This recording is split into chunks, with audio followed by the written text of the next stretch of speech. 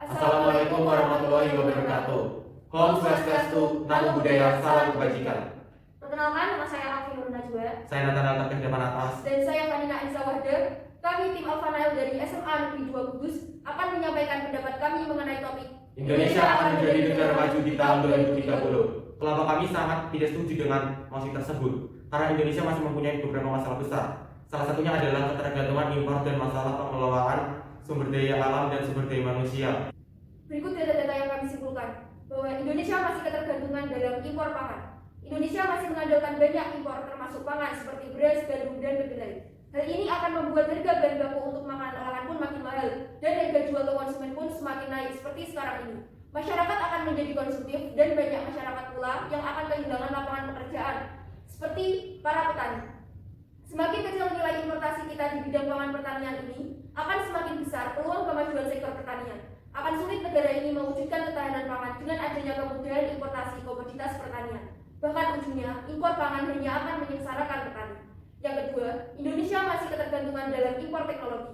Indonesia juga masih mengandalkan impor teknologi seperti kendaraan dan peralatan elektronik. Tercatat teknologi yang beredar di Indonesia, 92%-nya merupakan teknologi impor atau brand luar negeri. Walaupun pabrik-pabrikannya semuanya berada di Indonesia.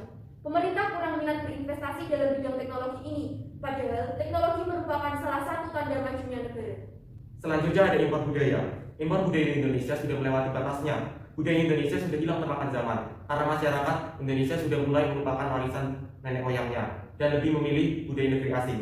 Tercatat Indonesia merupakan negara penggemar K-pop terbesar di dunia pada tahun 2020. Tidak hanya itu, budaya asing juga mempunyai dampak negatif bagi masyarakat Indonesia, seperti munculnya perilaku konsumtif, hedonisme, serta westernisme. Masalah kedua yang harus dihadapi bangsa Indonesia untuk menjadi negara maju adalah masalah sumber daya alam dan sumber daya manusia. Pertama, sumber daya alam yang dikuasai negara asing. Tidak dipungkiri bahwa negara Indonesia merupakan negara dengan kekayaan sumber daya alam yang melimpah dan menurut data Indonesia Mining Association, Indonesia meraih peringkat ke-6 di dunia dengan kategori negara yang kaya akan sumber daya tambang. Bisa menunjang perekonomian masyarakat Indonesia apabila dikelola dengan baik. Akan tetapi, hampir sebagian besar perusahaan di Indonesia dikontrol oleh negara asing. Sebab adanya kesenjangan kualitas sumber daya manusia di Indonesia, teknologi dan pendanaan untuk pemanfaatan sumber daya alam tersebut harus memanfaatkan sumber dari luar negeri.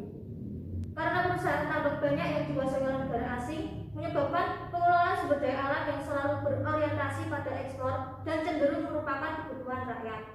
Ini merupakan salah satu problematika yang harus lebih diperhatikan oleh pemerintah dan masyarakat Indonesia, terkhusus di bidang industri. Bagaimana mengelola sumber daya alam kita tanpa adanya campur tangan dari warga negara asing. Yang kedua, eksploitasi sumber daya alam di Indonesia. Penggunaan sumber daya alam secara terus-menerus tanpa memikirkan akibat juga akan merupakan salah satu pengelolaan sumber daya alam di Indonesia. Eksploitasi sumber daya alam di Indonesia secara berlebihan berpotensi menimbulkan kerusakan lingkungan yang lebih luas. Para peneliti mencatat bahwa tingkat kehilangan tutupan pohon di Indonesia telah menurun sebesar 60%.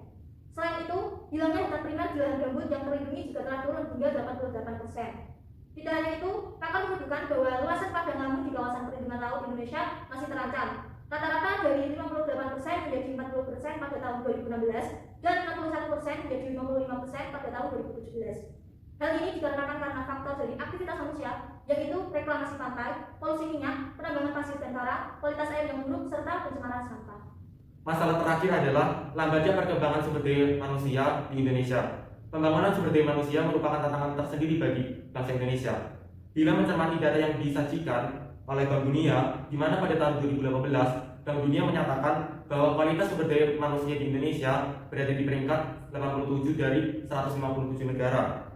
Sementara itu, di tahun yang sama, Business World memaparkan bahwa peringkat sumber daya Indonesia berada di ranking 45 dari 63 negara.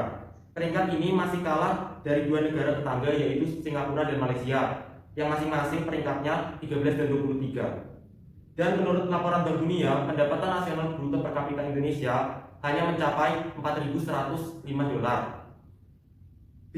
Bila mana Indonesia masih berada di kelompok negara berpendapatan menengah ke bawah karena itu. Dari data tersebut kita mengetahui bahwa Indonesia sangat jauh dari kata maju dibandingkan negara lain.